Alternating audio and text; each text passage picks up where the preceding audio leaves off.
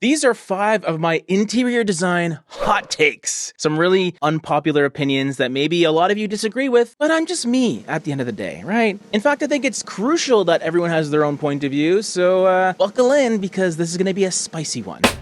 I'm gonna start with this one first. I can't with colorful ceilings. I just can't. And let me tell you why. I think too many people put too much effort in what color everything needs to be. For walls, that's obvious. Trim, okay, I get it. If you don't want to go just stark white, maybe you want something a little more subtle that sort of tones in nicely, great. Ceilings, on the other hand, that's a bit of a tricky one for me. In the majority of cases, I always just default to white ceilings. And I mean pure white, whether it's a pre-mixed white that you get at the store where you can't even tint it. It just says white on it. For the most part, I do that for 2 reasons. Number 1, it's the simplest solution, because you don't need to think about what kind of off-white you need to go with that's going to work well and all that and coordinate. You don't need that headache. But number 2, and more importantly, I would say, the benefit of going with the pre-mixed or the brightest white you can on your ceiling, it's going to reflect the most amount of light. And typically your light fixture is attached to your ceiling, which means whatever light comes out of that chandelier or whatever light fixture you have, it's going to bounce on that beautiful bright white ceiling and then reflect light back down into the room. So from a practical standpoint, it's in your best interest to go as bright and light as possible. And then the other thing is, when you're tinting your whites and maybe going a bit warmer and a bit cooler, or a bit more red or blue or whatever the undertone is, that undertone is then going to be reflected back into the space too, which means you might get a bit of a color cast, which could just wash an unwanted color over your entire space. So in a lot of cases, you're way better off just going with something bright and neutral. And then if you wanted the space to feel a bit warmer or cooler, a much easier way to do that, in my opinion, is just adjusting the light bulbs. Changing out the light bulbs for a different color temperature, that's going to give you a much better effect, and you're still going to achieve that maximum brightness, and you cut out all that needless time of trying to find that perfect ceiling color. Number 2 is the misinterpretation of minimalism. I feel like minimalism has been the hottest trend of the last 5-10 years because people are starting to realize, hey, we don't need all these things. But now it's sort of changed and evolved because I don't think minimalism is the same as it was 5-10 years ago. We're no longer saying, hey, don't own anything. Live in an empty room. Just have a little mattress that you sleep on. That's all you need.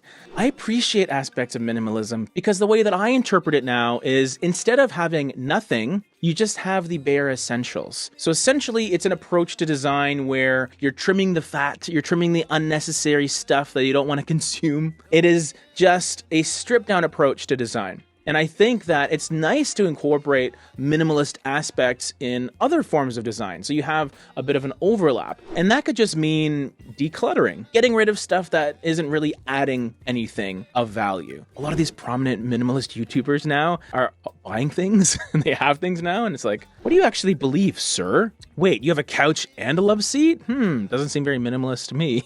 I'm calling this neo-minimalism. Instead of having nothing, just get rid of everything that you don't need. There you go. Number 3, and this is going to apply to a lot of you because a lot of my commenters say, I have this thing that I need to paint and it's this exposure and this. What is the color that I need? What is that perfect color? Let me tell you, there's no such thing as a perfect color. The thing is, every single house is unique. Every single component that's inside that house in terms of furniture, flooring, lighting exposure, all those things will play a role. But it also comes down to your personal preference and what you enjoy and what you resonate with. I could tell you what I would use in a south-facing powder room with a bohemian kind of vibe, but I can also tell you hundreds, maybe even thousands of colors that could work under different circumstances. So I think we need to stop this fixation on finding the unicorn, like that one color that's going to be perfect, because really there are a bunch of options out there. And I think the more you think of that, the easier it'll be to put the pressure off. I mean, it's harder because now you have tons of options to go with. I take comfort in knowing that there's many options that will work really well versus only one option that will work optimally. Here's another hot take, everyone. Neutrals are not going away. I know we're all sick of gray grayish, beige, even greenish. No one's sick of greenish. The fact of the matter is, they still are extremely popular, especially in the paint world. And I think they will continue to be popular. But that doesn't mean we're going to imagine them and use them in the exact same way that we did 10 years ago. I remember painting a lot of houses for people that were trying to sell their property, and they would default to builder's beige, just because it was a basic color that was a little bit warm, cozy, very boring, but not going to ruffle anyone's feathers. But also, in a lot of those cases, the houses will be laid out in a very boring way. You know, you might have some staging, but oftentimes these houses were nearly empty, so it was even less inspiring. The great thing about using neutrals, even beige, is they become an empty canvas, sort of a clean slate type of color that you can then put artwork on, surround with plant life, have really fun furniture, and those added components can pull focus rather than the walls themselves. It also means you're a little more free to change things up in the future because your wall colors aren't going to clash with whatever furniture you decide to get, for example. It does give you way more options. Now, the types of neutrals that we're starting to see maybe can change a little bit, but overall, that undersaturated, slightly muted type of coloration, always going to be around. But hey, if you're into bohemian maximalism and you want colors everywhere, then that's up to you.